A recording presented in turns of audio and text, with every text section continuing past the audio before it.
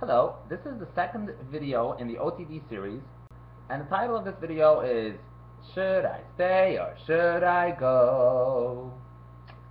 So, the question that prospective OTDers, those who are considering stepping off the way, they're asking themselves is, should I in fact go all the way? Leave my community behind, shed off my garb, drop all my traditions, and adopt a new persona in mainstream America, which is not easy at all. So the question is, should you do it or should you not? Now, as a person who has left, you would think that I would advocate follow in my footsteps and do as I did, and I am the paragon of success, which of course I'm not.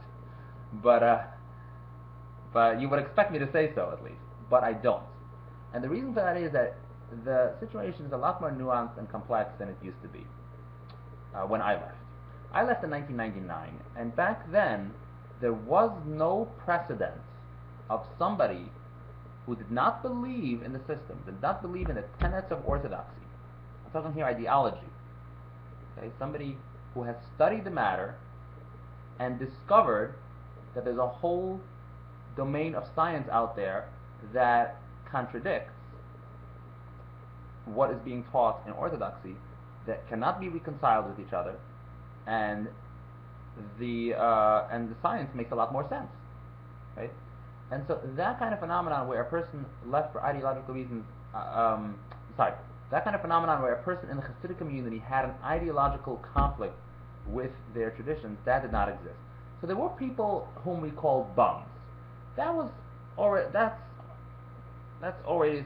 a phenomenon that's always out there. And of course you have these bums, so-called bums, who are not good at learning, and they are negligent at proper observance of the law. Obviously they don't study much, but perhaps they're not the best Jews, but they still somehow fit in, and sometimes you look down at them, you spurn them, and they don't get the best shidduchim, the best matches, and so on and so forth. So that phenomenon has always been out there, but unfortunately, for me, I couldn't glean any insight from their status because I was not like them at all, even though you might argue that I had in common with them that both of us are not really inclined to follow through on what orthodoxy prescribes. And so back then, I was at a very serious quandary because what should I do? I have no precedent for me. What should I do in my situation? When you have an ideological opposition to orthodoxy, what do you do? And so this is why it was very compelling for me to leave. Nowadays, the situation has changed. Nowadays, there is a large population inside orthodoxy who are almost openly dissatisfied with the system. They are dissatisfied with the leadership, the rabbinic leadership, and they are rebellious on dogma. They don't believe, they just don't accept the kind of doctrine that the orthodoxy instills in its youth. They just don't believe in it anymore. And so they might not question everything, but they question the rigor and the extremes to which the system goes in indoctrinating its youth. For example, they wouldn't accept, for example, that everything rabbinic is immutable. Like you can't change it and it has to be observed forever, the way the Talmud describes it, and the way the Rishonim and the Achronim, etc., prescribe it. And so there are people who are much more open to questioning. They are doubtful. They question. Furthermore, there are subversives out there, people who believe absolutely nothing, and I call these folks the Moranos, those who live kind of a duplicitous, a two-faced life. On the open, they just go through the motions of being Orthodox, but in the privacy of their home and in their underground clubs, so to speak, they confess the truth, which is that they don't believe. And so here's the interesting question here. Why do they indeed remain in the community? So the answer for that is that there are very compelling reasons for you to stay in the community. The community provides you a sense of social support. The community very often is also the source of your job. The community is the source of a free education and a decent one at that for your children. And let me just interject what I mean by this. The public school system in New York City or in other large urban areas, or for that matter, even in the Muncie and the other areas where the Haredim live, is just not good. And so if you pull your kids from the parochial school and you send them to a public school, then you're not doing them any good. Let's just put it that way. So you're not really, even though the curriculum is a lot better, the actual facts on the ground inside the classroom is just so bad from a discipline standpoint that it's just you're not doing them a favor. So the bottom line is that people who grew up inside an ultra-Orthodox community, they are not better very often for all of these different reasons that I just enumerated. They're not better off leaving.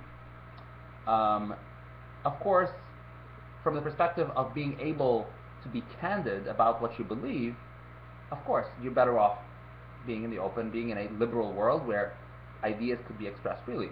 But often they can find an outlet for that in other ways, especially online.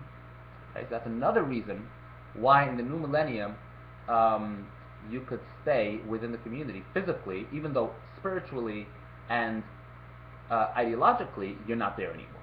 You've checked out. Okay, and so it makes more sense nowadays, and it didn't make sense back in my days, but in my days it does make sense. And so all things considered, it's a very tough question that you need to ask yourself, and here are the factors that should weigh against leaving. One, if you're already married, the mere fact that you already have a mate who is not willing to leave, who is committed, either because of their family or because of tradition.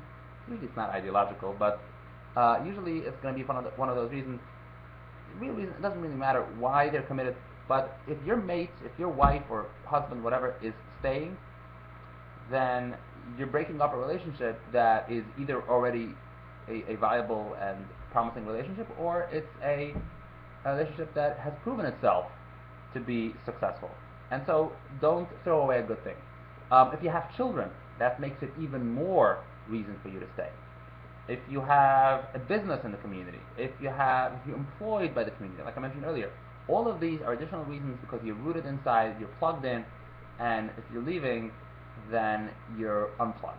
Okay, so it's very challenging if you leave. And like I said, there are other outlets where you can find that you can express your beliefs, and if you need to transgress anything in the law, there are ways to do that. Nowadays you can watch TV at home on Shabbos. You can do that. Sometimes not even your wife has to find out.